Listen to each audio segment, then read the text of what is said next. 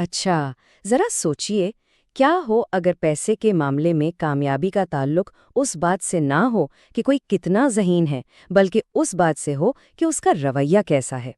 ये एक बहुत गहरा ख्याल है और आज हम यही समझने की कोशिश करेंगे कि कैसे एक आम सा चौकीदार एक इंतहाई आला तालीम याफ्ता फाइनेंस एग्जीक्यूटिव से कहीं ज़्यादा अमीर बन गया। तो चलें, मिलते हैं दो हकीकी इंसानों से।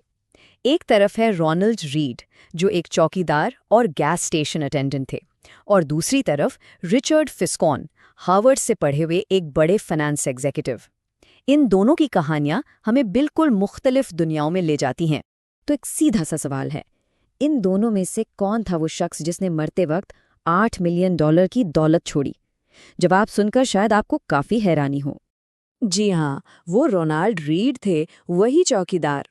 उन्होंने कई दहाइयों तक बड़े सब्र के साथ अपनी छोटी छोटी बचतों को जमा किया और बढ़ाया, यहाँ तक कि वो एक बहुत बड़ी दौलत के मालिक बन गए और जाते जाते भी लाखों डॉलर अपने मुकामी अस्पताल और लाइब्रेरी के नाम कर गए। और अब ज़रा रिचर्ड फिस्कून तो देखें।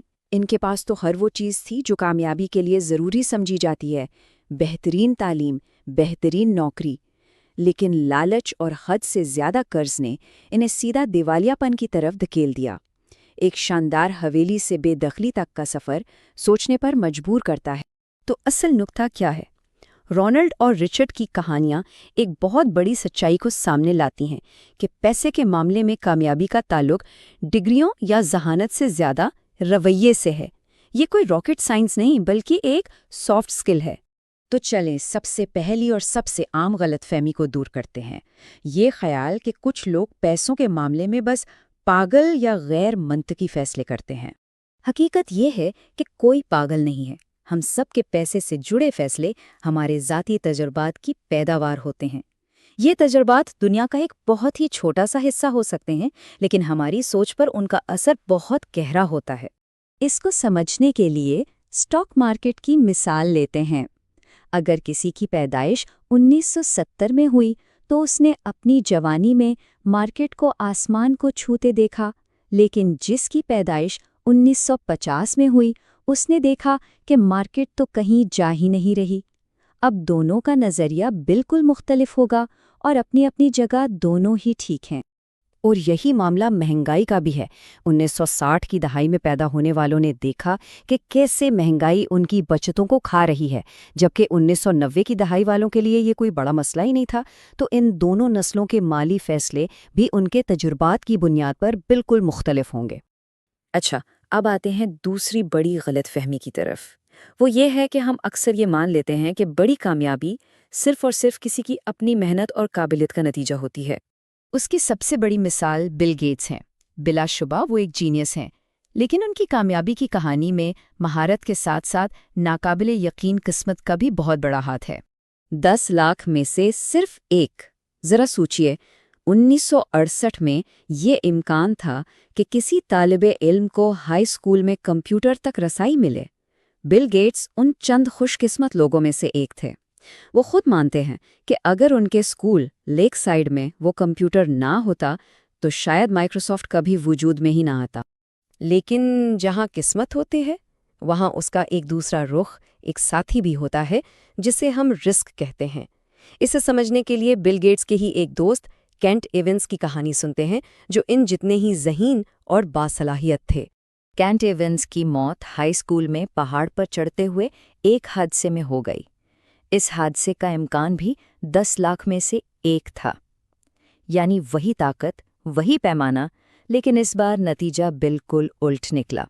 तो किस्मत और रिस्क दरअसल एक ही सिक्के के दो रुख हैं। और अब हम तीसरी और शायद सबसे खतरनाक गलतफहमी पर बात करेंगे। ये सोच कि दौलत का मकसद हमेशा और ज़्यादा हासिल करना होना चाहिए। ये एक बहुत ही ताकतवर जुमला है। कभी कभी ज़िंदगी की सबसे बड़ी दौलत ये जानना और ये महसूस करना है कि किसी के पास काफ़ी है, यानी इत्मीनान। इसकी दो बहुत बड़ी मिसालें हैं, राजिद गुप्ता और बर्नी मेडॉफ। ये दोनों लोग नाकाबिले यकीन हद तक अमीर थे। उनके पास वो सब कुछ था जिसका कोई ख्वाब देख सकता है, लेकिन और ज़्यादा की ना ख़त्म होने वाली भूख ने उनसे वो सब कुछ भी छीन लिया जो उनके पास था। तो इनकी कहानियों से हमें سب سے بڑا سبق یہ ملتا ہے کہ انسان کو یہ معلوم ہونا چاہیے کہ رکنا کب ہے۔ جو کچھ ہمارے پاس ہے اور ہماری ضرورت کے لیے کافی ہے، اسے کسی ایسی چیز کے لیے داؤ پر لگانا جس کی ہمیں ضرورت ہی نہیں، سراسر بے وقوفی ہے۔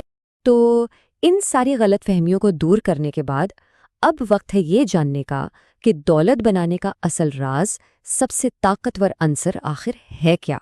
اس کے لیے وارن بفٹ سے بہتر مثال کوئی نہیں۔ ان کی کل دولت تقریباً 84.5 بلین ڈالر ہے، ایک بہت بڑی رقم۔ لیکن اس کے پیچھے کا راز وہ نہیں جو اکثر لوگ سمجھتے ہیں۔ اصل حیران کن بات یہ ہے، ان کی دولت کا تقریباً 99% حصہ یعنی 82.5 بلین ڈالر ان کی 65ویں سالگرہ کے بعد آیا۔ یہ ہے کمپاؤنڈنگ کی طاقت جو وقت کے ساتھ ساتھ اپنا جادو دکھاتی ہے۔ تو ساری بات کا خلاصہ یہ ہے کہ وارن بفٹ کی مہارت بلا شبہ سرمایہ کاری ہے، لیکن ان کی کامیابی کا اصل راز وقت ہے۔ مسلسل اور لمبے عرصے تک ایک ہی کام کرتے رہنا ہی غیر معمولی نتائج دیتا ہے۔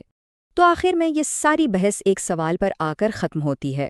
لالچ، قسمت، رزق اور کامیابی کے اس کھیل میں سب سے اہم سوال جو ہر کسی کو اپنے آپ سے پوچھنا چاہیے وہ یہ ہے کہ کافی کی اپنی تعریف کیا ہے؟